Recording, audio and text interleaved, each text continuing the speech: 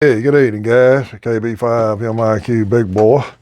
We're going to talk a few minutes for a little subject we're going to talk about here for a little bit. Just want to bring everybody up to date. I got a lot of guys asking about my dad. He's doing all right.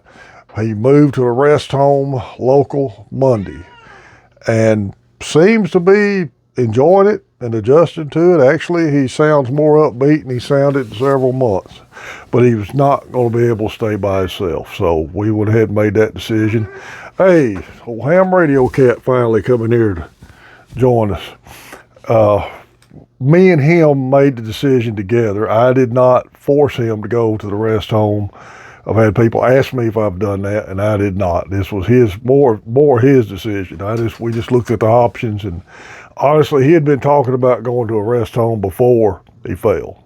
But I appreciate all your concerns about it, and continue, y'all don't mind, continue keeping his prayers. I appreciate it. Got some pictures we're going to add onto this video here. One, there'll be a picture of Carl KD5KWT. He's a new ham. He has a Yaesu 891, and I gifted him that stuff Nolan N4NJN sent in. I hope I got his call right. I wrote it down there, and I can't read my own writing. But he sent that in for me to either give away or give to a new ham. And since Carl had the 891 and is interested in doing some field ops with dipoles, little dipole kits, I thought would be real good for him. And Nolan, thank you. Carl said thank you. He appreciated it. He really was tickled to get that stuff. Also, there's a couple of slides on here from one of our longtime listeners, Chris, KF4 Alpha Alpha Bravo. He found some old pictures of a transmitter range estimator out of an old handbook. And it's a table, got a couple of pictures of the table. I'm going to put that on at the end of this video. Guys, we're going to talk about a subject tonight that's not really ham radio related, but it could be related. MESHTASTIC, if I pronounce that right. I've stayed away from talking about this for a long time because I know absolutely zippo about MESHTASTIC. I'm an expert on FT8 compared to my knowledge about MESHTASTIC. Let's leave it at that. Ken had mentioned something about it several months ago, and we got to talking about something else and working on some radios, and I saw something shiny, whatever, and I never thought about it again. A lot of YouTubers have been covering MESHTASTIC stuff. What got me to talking about it, and Kent gave me a little lesson on it the other day, WW5AH sent me a picture of a possible nodes location and coverage, and talking about maybe putting one here at my QTH. And when he sent it to me, I'm like a caveman looking at fire for the first time. I just said, hey, cool. You know, I had no clue what he was talking about. And then he sent me a picture of a node he was building. And once again, caveman looking at fire for the first time.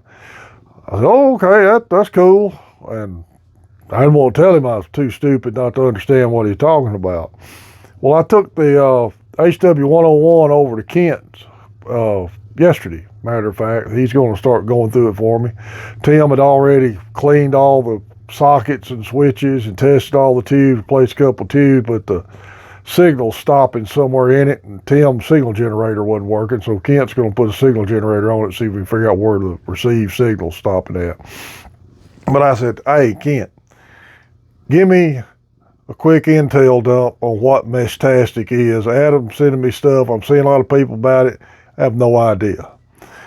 And Kent's building some nodes for it. He's got the little boards and the transmitters and stuff. He explained it to me pretty good, and it's evidently not going to be real expensive to set up.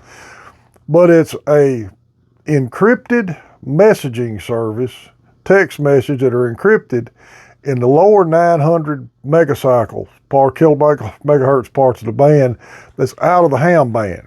So it's in a free use area of the band, I believe, but it's not in the ham frequencies. So nobody has to have a license to use it, and it can be encrypted. If you put it in the ham frequency, everybody'd have to have a license, and you couldn't encrypt it. So it's kind of a lot of preppers are starting to set that up, and you're seeing a lot of them set up here in Texas. A lot of these nodes are popping up. We're probably going to try to get some of that set up around here. I got to learn a lot more about it. Look like to be pretty interesting.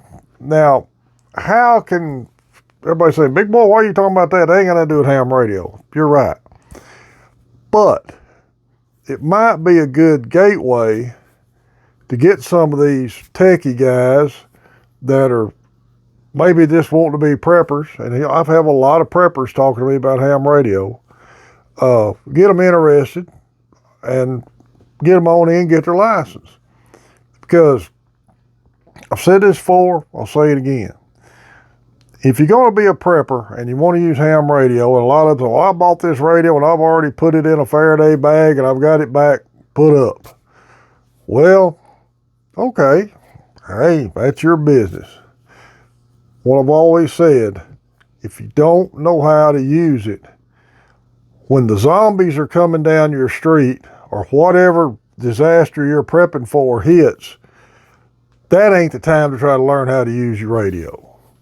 You need to have your comm plan in place and know that your gear works beforehand. And in order to do that, if you're going to use ham bands, you need a ham license. MESHTASTIC, as long as it's running those frequency areas that are not in the ham bands, then you won't need a license for it. But if you know people that are into that, don't dog them out for it. Learn about it. I'm going to learn more about it because it's getting kind of more and more interesting to me to learn about it. And say, hey, that's pretty cool, but hey, here's something else you can do. Kind of use it as a gateway intro into ham radio.